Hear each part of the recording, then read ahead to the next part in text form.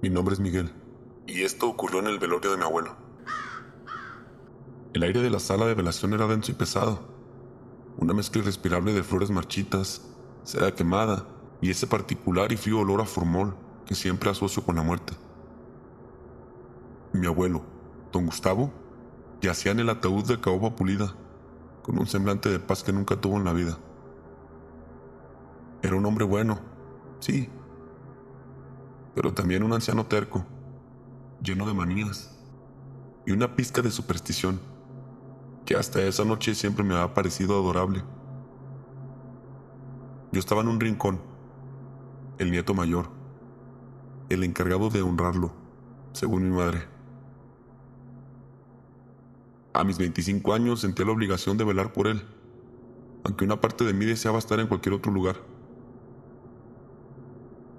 Eran cerca de las 3 de la mañana. Solo quedábamos mi padre, mi tía Elena y yo, el trío de la vigilia obligatoria, hundidos en un silencio pegajoso, roto solo por el susurro ocasional de la estufa de gas. Mi padre cabeceaba en el sofá. Mi tía, una mujer nerviosa por naturaleza, se había quedado dormida con la cabeza echada hacia atrás, en una silla de madera. Yo me levanté, sintiendo un escalofrío que no era el del ambiente, y caminé hacia el ataúd. Mi abuelo se veía extrañamente joven.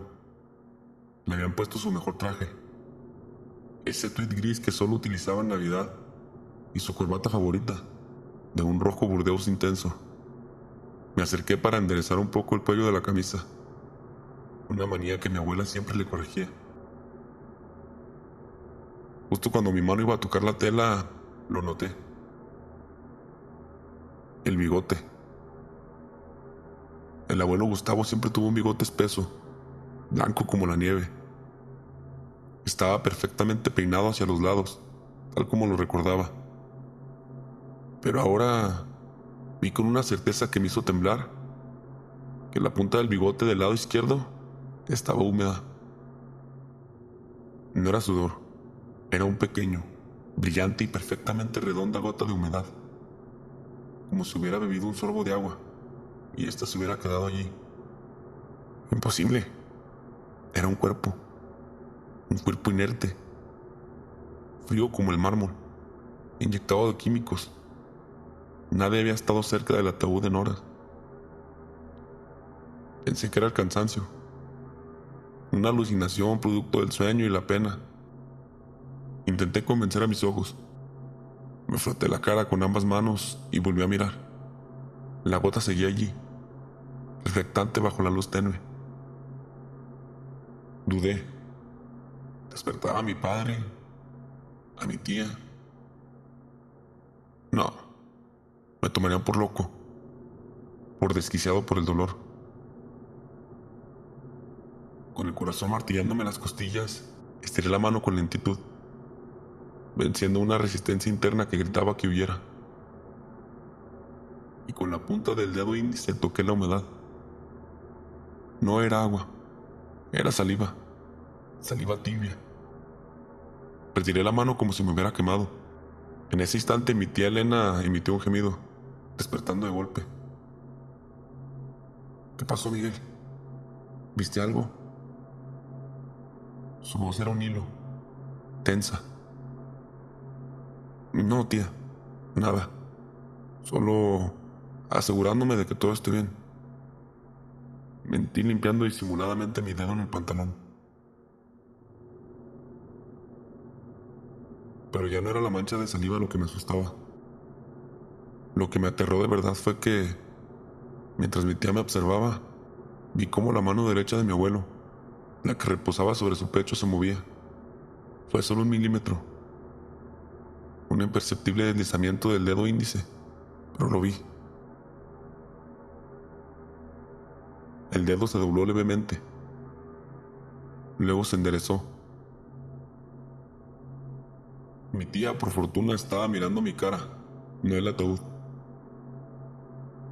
Vete por un café, Miguel. Te ves pálido. Yo me quedo un rato. Asentí mecánicamente y caminé hacia la cocina con las piernas hechas gelatina, sintiendo la mirada de mi abuelo en mi espalda, aunque sus ojos estuvieran cerrados. No está muerto. No está muerto. Pensé con un terror gélido. Está intentando decirnos algo. Esperé en la cocina unos 10 minutos, bebiendo café amargo y tratando de racionalizarlo. La rigidez post-mortem, gases, un mal ajuste del cuerpo al ataúd, fisiología, ya que sea fisiología. Cuando volví, mi tía había encendido un par de cirios más. El ambiente era aún más opresivo. ¿Mejor?, me preguntó. Sí, tía. ¿Podemos ir a descansar un rato? Ya casi amanece. Claro, vamos a mi casa. Pero primero tengo que... Se acercó al ataúd. Ella no se acercó al rostro o al cuerpo. Se inclinó sobre el ataúd y con una delicadeza escalofriante acarició el borde de la solapa izquierda del traje de mi abuelo. Luego, con una voz baja, tierna, pero absolutamente gélida, le susurró: No te preocupes, papá. Ya lo tengo. Me quedé inmóvil. ¿Qué tenía? ¿De qué hablaba? ¿O de quién? Ella siguió y me miró con una sonrisa, señalando el ataúd. Continuó con su voz, ahora en un susurro venenoso, casi confidencial. Tu abuelo era un hombre muy tacaño y muy desconfiado. Y siempre decía que, al morir, alguien le robaría el dinero que guardaba para su vejez. Sabía que yo lo buscaría, claro. Por eso lo escondió en el único lugar que sabía que nadie se atrevería a tocarlo antes del entierro. Dio un paso hacia mí y su voz se volvió un escalofriante ronroneo. Dentro del forro de su chaqueta. Casi se le escapa un suspiro cuando le hice el corte para sacarlo, ¿sabes? Por eso le enderezaste el cuello, ¿no? Pensaste que estaba vivo. No, mi cielo. El único movimiento que viste fue la última sacudida de su sistema nervioso. El bigote era saliva. La mía. Tuve que humedecer mi dedo para mojar el bigote y simular que se había movido, en caso de que alguien estuviera mirando, para distraer la atención. Me quedé helado. No había sido el abuelo. Había sido ella. Había sido mi tía Elena. Y la saliva en el bigote y el movimiento del dedo. Todo había sido una macabra y ensayada puesta en escena para que me fuera de la sala mientras ella despojaba el cadáver de su última posesión. Pero lo que realmente me aterrorizó no fue el robo o la manipulación. Fue la frialdad con la que lo confesó. Ella me miró a los ojos, con la misma sonrisa dulce, y dijo una frase que me persigue. ¿Te das cuenta que el único horror de esta sala no está en el ataúd? Está aquí, en los vivos. Y a los vivos sí podemos hacerlos callar. No dijo más. Se acercó y me tomó el brazo con una fuerza que no creí que tuviera. Me arrastró fuera de la sala, con mi padre todavía roncando en el sofá.